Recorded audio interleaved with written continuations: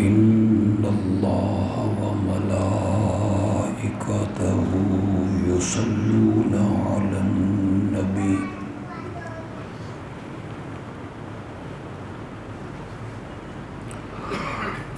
يا أيها الذين آمنوا صلوا عليه وسلموا تسليما۔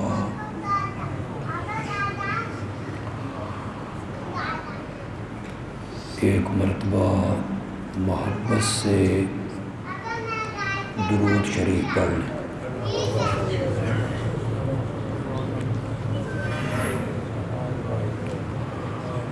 اللہم صلی علی محمد وعلی آل محمد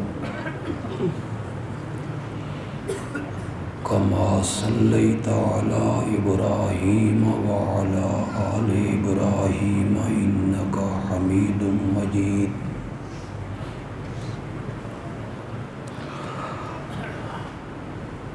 اللہم بارک علی محمد وعلی آل محمد کما بارکت علی ابراہیم وعلی آل ابراہیم انک حمید مجید۔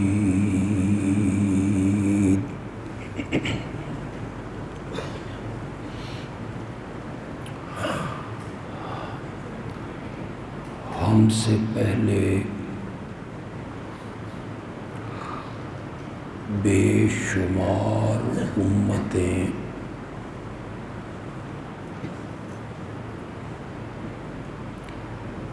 اس دنیا میں آئیں،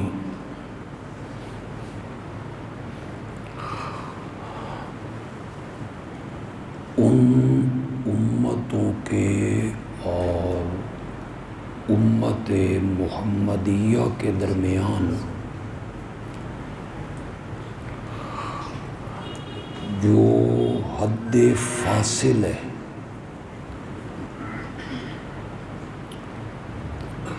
جسے ہم مابہ الامتیاز کہتے ہیں،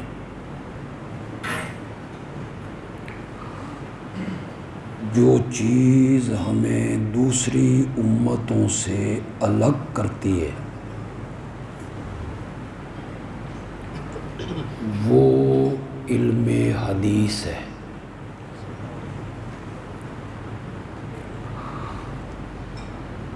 علم حدیث کی وجہ سے امت محمدیہ باقی امتوں سے ممتاز نظر آتی۔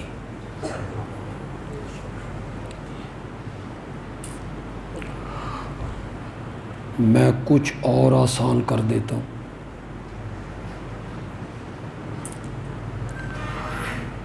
جتنے نبی اس دنیا میں آئے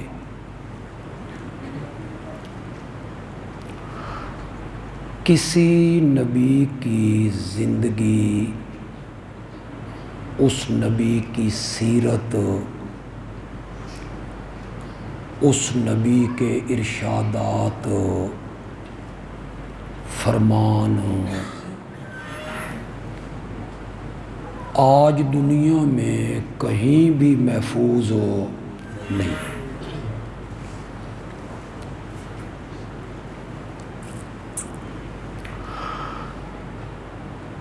کسی نبی کی مکمل زندگی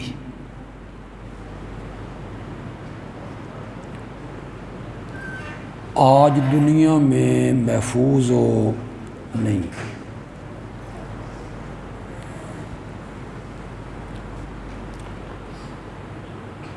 عیسائی، ان کے پاس حضرت عیسیٰ علیہ السلام کی پوری سیرت، زندگی، حالات محفوظ ہیں، کچھ محفوظ نہیں۔ آج دنیا میں حضرت عیسیٰ علیہ السلام کے متعلق جو معلومات ہیں نا،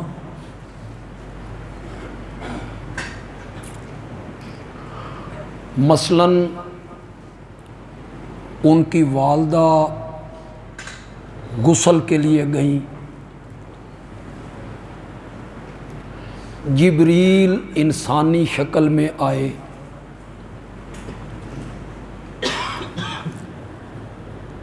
بیٹے کی بشارت دی، مریم نے تعجب کا اظہار کیا،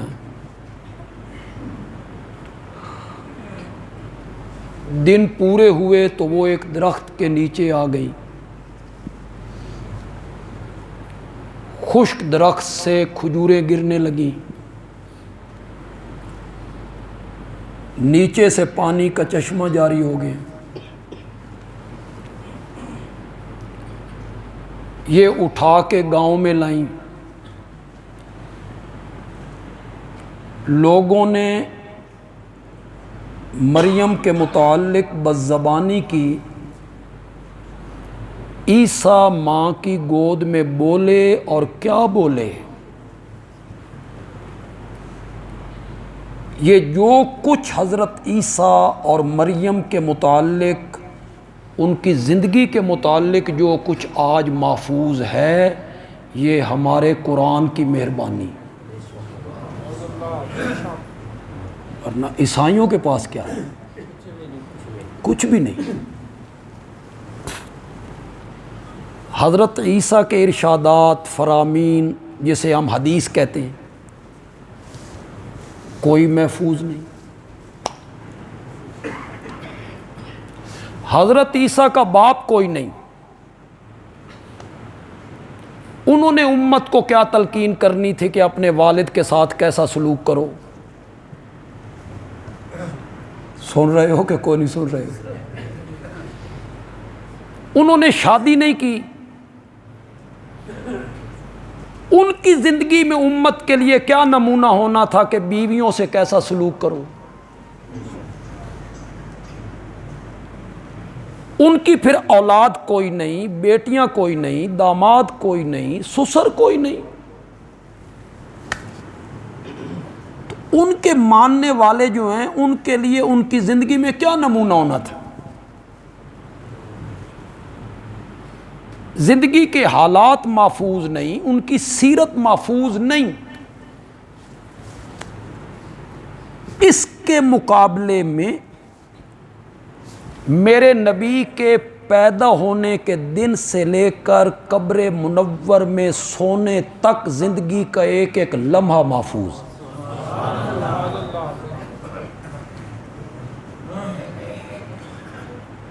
والدین کے حالات محفوظ ہیں، دادا پردادا کے حالات محفوظ ہیں، قبیلے کے حالات محفوظ ہیں۔ سب سے پہلے کس عورت نے دودھ پلایا تھا، اس کا نام کیا تھا، جسے آپ صوبیہ کہتے ہیں، جبکہ اصل نام سویبہ ہے۔ کیا نام ہے؟ سویبہ۔ حلیمہ کس طرح آئیں، کیسے لے کر گئیں، کتنے سال حلیمہ کے گھر رہے، والدہ ننہال ملانے مدینے لے گئیں، واپسی میں والدہ کا انتقال ہو گیا، انہوں نے کس خاتون کے حوالے کیا تھا کہ ننھے محمد کو دادے کے سپرد کر دینا؟ اس خاتون کا نام کیا تھا؟ کیسے بکریاں چرائیں، شام کا سفر کیسے کیا؟ میرے نبی کی سیرت کا ایک ایک لمحہ محفوظ، ادائیں محفوظ ہیں، ادائیں۔ وہ جو کسی بات کے کہنے پہ میرے نبی مسکرائے تھے نا، بات کرتے ہوئے آپ مسکرائے۔ جہنم میں سب سے آخری بندہ جو نکلے گا مومن ہوگا، گناہوں کی وجہ سے جہنم میں پڑا رہے گا، سب سے آخر میں نکلے گا، اور وہ کہے گا یا اللہ میں کالا کولے کی طرح میرا رنگ، اب میں جنت میں جانے لگا ہوں، یہ میری حالت ہے۔ اللہ نے فرمایا جنت کے دروازے پر ہم نے ایک نہر بہائی ہے، اس میں غسل کر 14ویں کے چاند جیسا کر دیں گے۔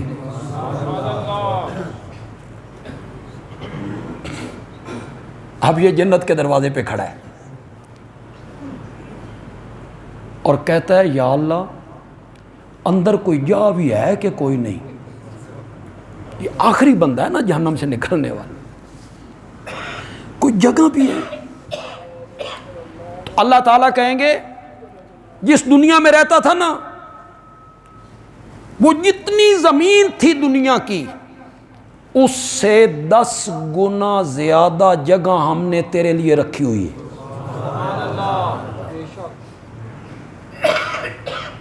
تو اس پر وہ بندہ کہے گا یا اللہ مذاق ہو رہے ہیں۔ اس کی یہ بات سن کے رب بھی مسکرا پڑے۔ یہاں نبی پاک مسکرائے۔ جب آپ نے یہ ذکر کیا نا کہ رب مسکرا پڑیں گے تو آپ مسکرائے۔ صحابہ نے جب اپنے شاگردوں کو پڑھایا نا، اس حدیث پہ جب پہنچے نا، انہوں نے بھی اسی طرح مسکرا کے دکھایا۔ آج 15 صدیاں ہم دور آ گئے ہیں، آج کے ہمارے مدرسے کا جو شیخ الحدیث ہے نا، جب یہ حدیث پڑھاتا ہے نا اسی طرح مسکرا کے دکھاتا ہے۔ مسکراہٹ محفوظ ہو گئی، ادائیں محفوظ ہو گئیں، ادائیں۔ میرے پاس وقت نہیں ہے، میں ذرا جلدی میں ہوں، میں نے بلوال پہنچنا ہے اور مجھے آپ کے وقت کا بھی خیال ہے۔ وہ میں لمبا قصہ بیان کروں گا تو وقت زیادہ گزر جائے۔ ایک دن نبی پاک نے 4 رکعتوں کی بجائے 2 رکعتوں پہ سلام پھیر دیا۔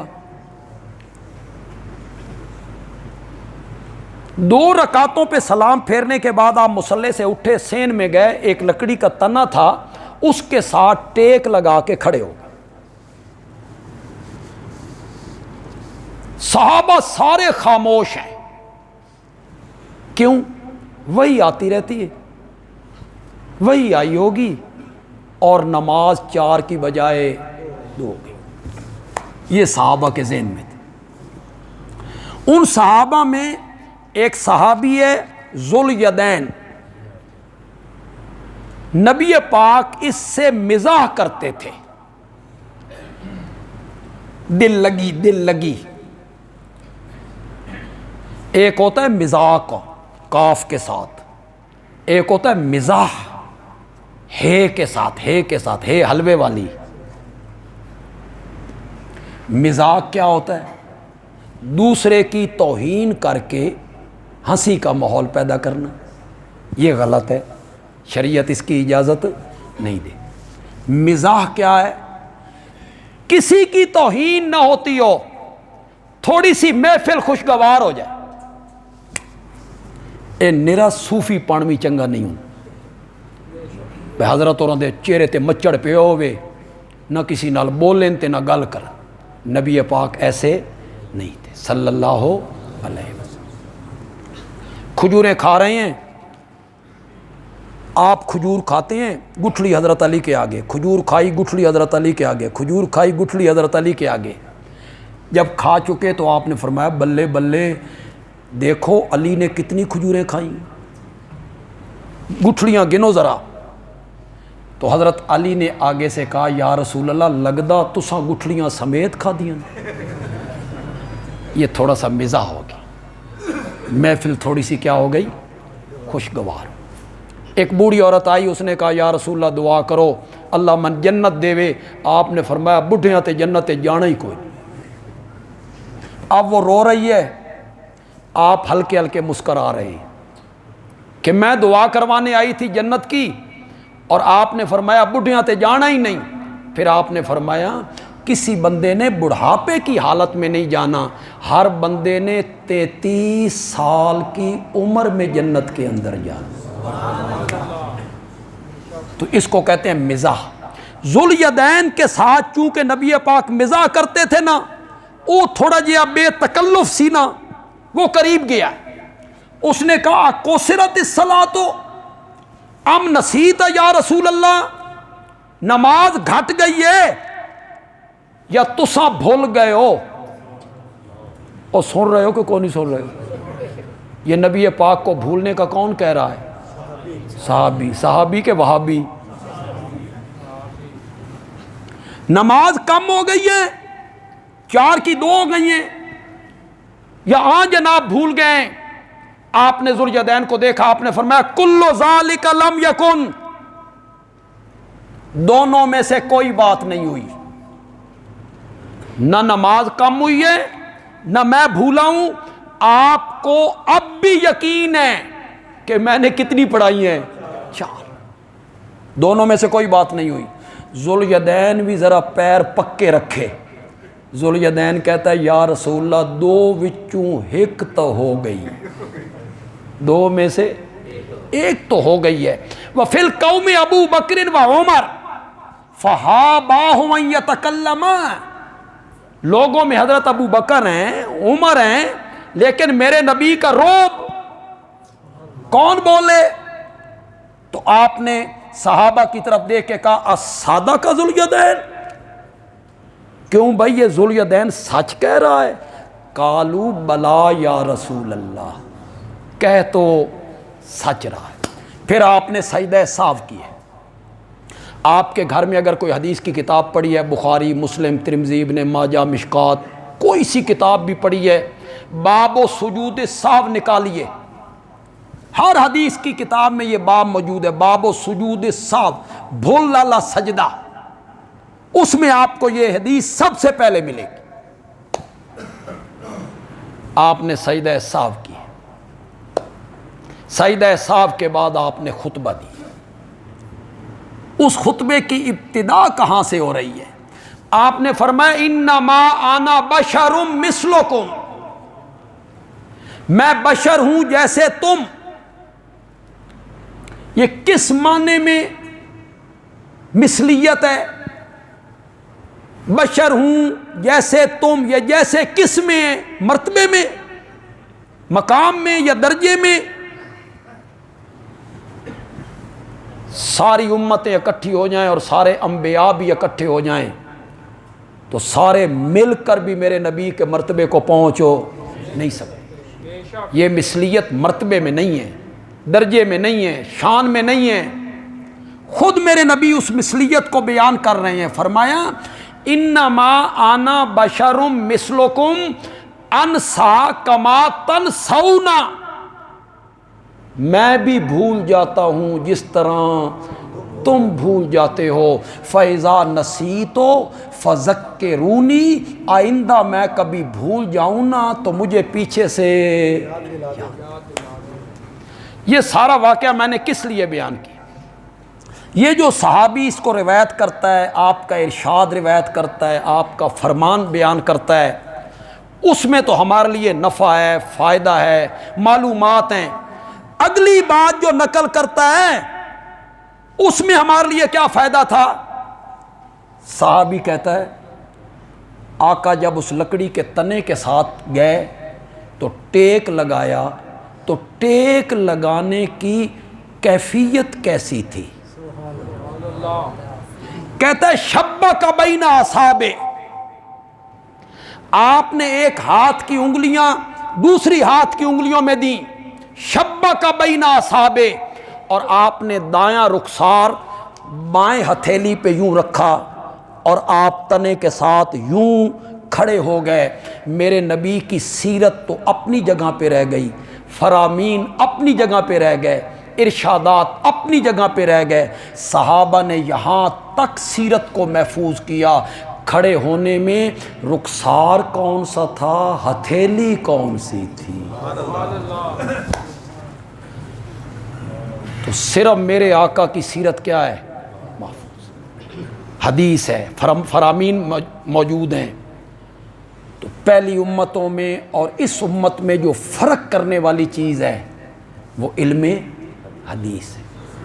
پہلی امتوں کے پاس اپنے نبی کی کوئی باتیں محفوظ ہو نہیں ہیں۔ ہمارے نبی کی ایک ایک بات کیا ہے؟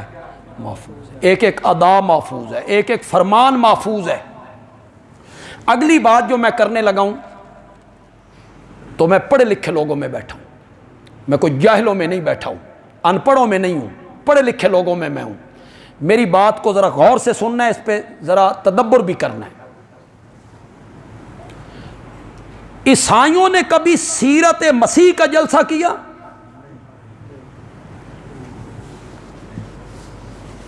آپ نے کبھی سنا ہو کہ عیسائیوں نے سیرت عیسیٰ پہ کوئی پروگرام رکھا ہو؟ آؤ بھائی تمہیں عیسیٰ کی سیرت سنائیں؟ نہیں، ان کے پاس ایک ہی عنوان ہے، عید میلاد مسیح، 25 دسمبر کو اس کا عنوان کیا ہوتا ہے؟ عید میلاد مسیح۔ ان کے پاس حضرت عیسیٰ کی ولادت، وہ جو بغیر باپ کے ہوئی، انوکھے طریقے سے ہوئی، یہی ایک چیز ان کے پاس محفوظ ہے۔ وہ ہر سال عید میلاد مسیح کرتی ہیں۔ میں کہتا ہوں یہ عیسائیوں کی مجبوری ہے، مجبوری۔ اپنے پیغمبر کی ولادت کے دن عید کرنا اور وہاں ڈھول دھمکے اور تماشا کرنا، یہ عیسائیت کی مجبوری ہے، مجبوری ہے۔ اس لیے کہ ان کے پاس اپنے نبی کی سیرت پر کہنے کے لیے کوئی مواد موجود نہیں ہے۔ میری یہ مجبوری نہیں ہے، نہیں ہے۔ میں اپنے آقا کی سیرت ساری زندگی بھی بیان کرتا رہوں تو اس کا حق ادا نہیں ہو سکتا۔ ان کی مجبوری ہے، میری مجبوری نہیں کہ میں سارا زور میلاد پہ ڈالوں کہ ہمارے نبی پیدا ہوئے تھے، ہمارے نبی کی ولادت ہوئی تھی، ہمارے نبی پیدا ہوئے۔ ہر نعت خان آئے تو وہ کہے ہمارے نبی پیدا ہوئے تھے، ہر خطیب آئے تو وہ بیان کرے ہمارے نبی پیدا ہوئے تھے، ولادت ہوئی تھی۔ یہ آپ کی مسجد کے باہر ایک بندہ کھڑا ہو اور ہر گزرنے والے کو کہے اے مسجد ہے، پھر دوسرے بندہ گزرے اس کو کہے اے مسجد ہے، یہ مسجد ہے، یہ مسجد ہے، یہ مسجد ہے۔ لوگ پاگل نہیں کہیں گے، لوگ کہیں گے کیا کہنا چاہتے ہو؟ کون اس کو مسجد نہیں مانتا؟ کون بندہ ہے جو اس کو مسجد نہیں مانتا؟ چھوٹا ہے، بڑا ہے، عالم ہے، جاہل ہے، شہری ہے، دیہاتی ہے، بینا ہے، نابینا ہے، ہر کوئی اس کو مسجد مانتا ہے۔ میاں اے تکرار چھوڑو، اے مسیت مسیت مسیت اے 10 مسجد کرنا کیے۔ بات تو میں بڑی کر گیا ہوں۔ میلاد میلاد میلاد، کون منکر ہے میلاد کا؟ ابو جال منکر تھا میلاد کا؟ بولو۔ مکے کے کافر نہیں مانتے تھے کہ آپ پیدا ہوئے ہیں؟ یہودی عیسائی نہیں مانتے تھے کہ آپ کی ولادت ہوئی ہے؟ مدینے کے منافق نہیں مانتے تھے کہ آپ کی ولادت ہوئی ہے؟ میلاد میں تو جھگڑا ہی نہیں ہے، اختلاف ہی نہیں ہے۔ دنیا کا کون سا بندہ ہے جو آپ کی ولادت کا منکر ہے، پیدائش کا منکر ہے؟ پھر ولادت پر زور، میلاد پہ زور کیوں؟ کس لیے؟ کہ سیرت نبی کی لوگوں کے سامنے نہ آئے، لوگ واقف نہ ہوں نبی کی سیرت سے۔ ایک بات کا آپ جواب دیں، چلو آپ سے پوچھ لیتا ہوں، بالکل انصاف سے آپ نے فیصلہ کرنا، میری دھاڑ نہیں کر۔ آپ کا جس مسلک سے تعلق ہے مجھے اس سے کوئی سروکار نہیں، سب ہمارے بھائی ہیں، دوست ہیں۔ اللہ ہم سب کو صراط مستقیم دکھائے۔ آپ کی اور میری جو عملی زندگی ہے، عملی زندگی کیا ہے؟ تجارت۔ عملی زندگی کیا ہے؟ ملازمت۔ عملی زندگی کیا ہے؟ بحیثیت شوہر۔ عملی زندگی کیا ہے؟ بحیثیت باپ۔ عملی زندگی کیا ہے؟ بحیثیت داماد۔ نماز، وضو، حج، زکوٰۃ، قربانی، تہجد، نوافل، کھانا پینا، پہننا، چلنا، سواری سے اترنا، چڑھ۔ تیری اور میری جو عملی زندگی ہے، پیدائش سے لے کے موت تک، خدا لگتی بات کہہ اس کا تعلق نبی پاک کی پیدائش سے ہے یا سیرت سے ہے؟ اگر ولادت سے ہے تو بولو، اس کا تعلق کس سے ہے؟ سیرت سے۔ میری اور آپ کی عملی زندگی، اس کا تعلق نبی پاک کی سیرت سے ہے۔ ولادت کا کون منکر ہے؟ ولادت کا تو کوئی اور یہ بھی میں نہیں کہنا چاہتا کہ ولادت کا تذکرہ نہیں ہونا چاہیے، ولادت کا تذکرہ ہونا چاہیے، آپ کے آباء و اجداد کا تذکرہ ہونا چاہیے، آپ کس شہر میں پیدا ہوئے تذکرہ، یہ کم از کم لوگوں کو پتہ ہونا چاہیے، کہاں پیدا ہوئے، کب پیدا ہوئے، کس خاندان میں پیدا ہوئے، والد صاحب کا نام کیا تھا، والدہ محترمہ کا نام کیا تھا، دادا کا نام کیا تھا، کس عورت نے آپ کو دودھ، یہ ساری باتیں جو ہیں یہ لوگوں کے سامنے آنی چاہیے۔ ولادت کا تذکرہ ایک الگ موضوع ہے، الگ موضوع ہے۔ اور یہ جو دھما چوکڑی ہے نا، یہ ایک الگ موضوع ہے، اس کا شریعت کے ساتھ کوئی تعلق نہیں۔ صحابہ سے بڑھ کر نبی پاک کا محب کوئی نہیں ہو سکتا، صحابہ سے بڑھ کر کون محب ہو سکتا ہے؟ حضرت ابوبکر سے بڑھ کر کون محب ہو سکتا ہے؟ تو میں نے آج کی محفل میں آپ کو یہ سمجھایا کہ پہلی امتوں اور امت محمدیہ کے مابین جو چیز حد فاصل ہے، ہمیں جدا کرتی ہے دوسری امتوں سے، وہ کیا ہے؟ علم حدیث ہے، کہ ہمارے آقا کے فرمان ہمارے پاس کیا ہیں؟ محفوظ ہیں، ہمارے نبی کی سیرت ہمارے پاس محفوظ ہے، ایک ایک لمحہ ہمارے پاس محفوظ ہے۔ یار یہ وضو کرنا، نماز پڑھنا، نیکی کا کام کرنا، عید کیسے منانی ہے، عید پر کیا کام کرنے ہیں، کیا یہ ساری چیزیں نبی پاک نے امت کو سمجھائی نہیں ہیں؟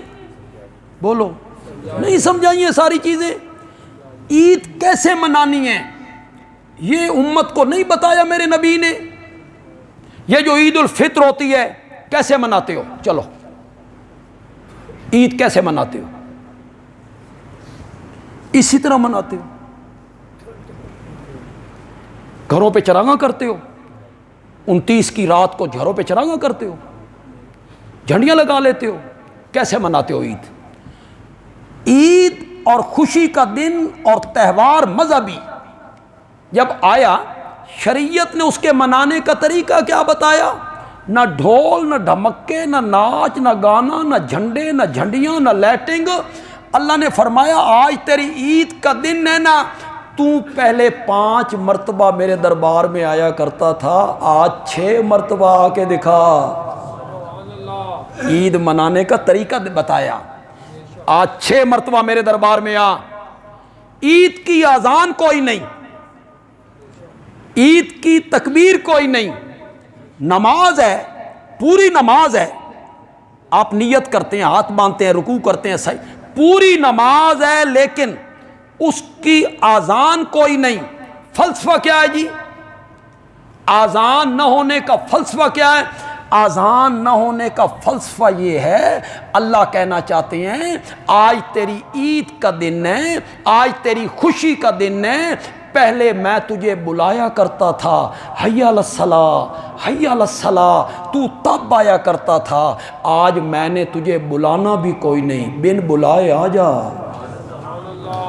بن بلائے آ جا۔ مولا کیسے آؤں؟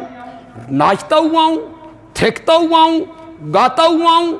فرمایا نہ، گھر سے نکل اور عیدگاہ کی طرف آ تو تیری زبان پہ ترانہ ہونا چاہیے، اللہ اکبر، اللہ اکبر، لا الہ الا اللہ، واللہ اکبر، اللہ اکبر، وللہ عید منانے کا طریقہ شریعت نے نہیں سکھایا۔ عید کیسے تم نے گزارنی ہے؟ تمہیں آزاد چھوڑ دیا ہے شریعت نے، عید پہ جو تم مرضی کرتے رہو، خوشی کے موقع پہ جو مرضی کرتے رہو، نہیں، خوشی اسی طرح منانی ہے جس طرح آقا نے فرمایا ہے، غم اس طرح گزارنا ہے جس طرح آقا نے فرمایا ہے۔ ایک ایک لمحہ سیرت کا محفوظ کیا گیا ہے، اور پھر اللہ اکبر، اللہ اکبر، حجامت کروانے کے طریقے بتائے، ناخن اتارنے کے طریقے بتائے، تھوکنے کے طریقے بتائے، جوتی میں پاؤں ڈالنے کے طریقے بتائے، رات کو چارپائی پہ کیسے سونا ہے، رخ کس طرف ہونا ہے، ہاتھ کہاں رکھ کے سونا ہے، حتیٰ کہ پاخانہ کرنے کے طریقے بتائے۔ سایہ دار درخت کے نیچے بیٹھ کے پیشاب نہ کیا کرو، یہ لوگوں کے بیٹھنے کی جگہ ہوتی ہے۔ راہ گزر پہ پیشاب نہ کیا کرو، یہاں سے لوگ گزرتے ہیں، کسی سوراخ میں پیشاب نہ کیا کرو، کوئی موذی جانور نہ ہو، اور کھلے میدان میں پیشاب کرنا چاہو تو جس طرف سے ہوا آ رہی ہے اس طرف منہ کر کے پیشاب نہ کرو۔ یہ سارے طریقے ہمارے شفیق پیغمبر نے ہمیں نہیں سکھائے؟ پیشاب کرنے کے طریقے سکھاتے ہیں، میلاد منانے کا طریقہ نہیں سکھاتے کہ وہ تم نے کیسے منانا ہے۔ تھوکنے کے طریقے بتا رہے ہیں، اور اتنی بڑی عظیم بات ہے اس کا طریقہ آپ نہیں بتا رہے ہیں۔ تو ربیع الاول کا پیغام یہ ہے کہ ہم یہ تہیہ کریں۔ میں اگلے دن ایک صاحب کی تقریر سن رہا تھا، مجھے بڑا تعجب ہوا، افسوس بھی ہوا، یہ علماء ہیں اور اللہ ان کو ہدایت دے، اللہ ان کو سمجھ دے صحیح رہنمائی کریں۔ وہ لوگوں سے کہہ رہے تھے جنہ جھنڈیاں نہیں لائیں وہ لا لو، تے جنہوں نے لیٹنگ نہیں کی تھی وہ کر لو۔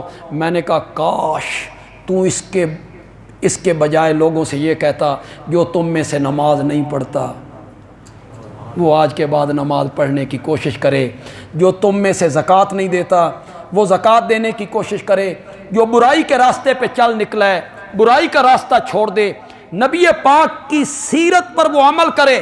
نبی پاک خوش تب ہوں گے جب ہم ان کی سیرت پہ کیا کریں گے، عمل کریں۔ ان جھنڈیوں سے خوش تو یہ سیاسی لیڈر ہوتے ہیں، تمہیں مجھ سے زیادہ تجربہ ہے، یہ سیاسی لیڈر نہیں ہوتے، یہ جھنڈوں سے جھنڈیوں سے پھول کی پتیوں سے بڑے خوش ہوندے نے تے چوڑے ہوندے نے، یہ کیا خوشی ہے، اس سے تو سیاسی لیڈر خوش ہوتے ہیں۔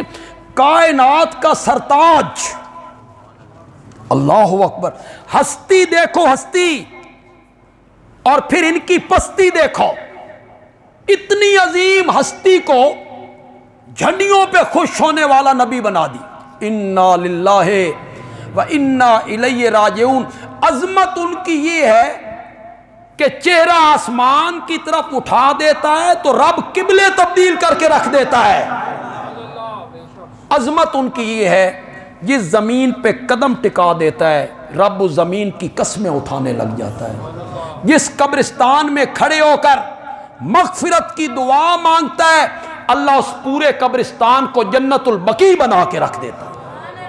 اور اپنے گھر کی کھڑکی سے نکل کر، یہ میری بات غور سے سننی آپ، اپنے گھر کی کھڑکی سے نکل کر چلتے چلتے چلتے اپنے ممبر تک آتا ہے تو رب اس سارے راستے کو ریاض الجنہ بنا کے رکھ دیتا۔ ما بین بیتی و ممبری روضۃ من ریاض الجنہ۔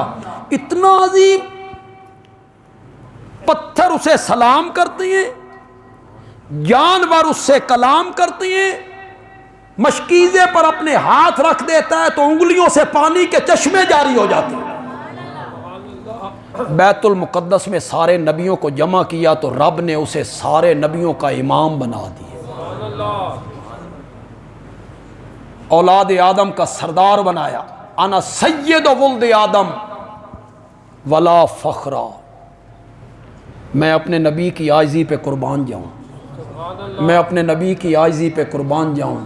انا سید ولد آدم ولا فخرا، قیامت کے دن اولاد آدم کا سردار میں ہوں گا اور مجھے اس پر کوئی فخر بھی نہیں۔ انا اول شافعی یوم القیامہ و اول مشفعی یوم القیامہ ولا فخرا، قیامت کے دن سب سے پہلے شفاعت کے لیے میں نے لب کھولنے ہیں، سب سے پہلے میری شفاعت مانی جائے گی، ولا فخرا، مجھے اس پر کوئی فخر نہیں ہے۔ وَأَنَا حَامِلُ لِوَاءِ الْحَمْدِ يَوْمَ الْقِيَامَةِ، حمد کا جھنڈا قیامت کے دن میرے ہاتھ میں ہوگا اور مجھے اس پر کوئی فخر نہیں۔ نہیں تم سمجھو گے حمد کے جھنڈے کو میں بیان کروں گا تو پھر آپ کو میرے نبی کی عظمت کا پتہ چلے گا۔ میرے آقا نے فرمایا ہر نبی کو اللہ ایک جھنڈا دیں گے، اس نبی کی امت اپنے نبی کے جھنڈے کے نیچے کھڑی ہوگی، ایک جھنڈا اللہ حمد کا میرے ہاتھ میں دیں گے جو اتنا وسیع ہوگا کہ سارے نبی اپنی امتوں سمیت میرے جھنڈے کے نیچے ہوں گے۔ سارے نبی اس کے جھنڈے کے نیچے ہیں، اور وہ کہتا ہے ولا فخرا، مجھے اس پر فخر کوئی نہیں۔ سب سے پہلے جنت کا دروازہ میں کھٹکھٹاؤں گا، سب سے پہلے جنت کا دروازہ میں کھٹکھٹاؤں گا۔ اندر سے دربان پوچھے گا کون؟ میں کہوں گا انا محمد الرسول اللہ، تو دربان جواب میں کہے گا میں نے بھی اللہ انہی آکھیا سی، جدہ تائیں میرا سونا نہ آوے نا جنت دا دروازہ کھولنا ہی نہیں۔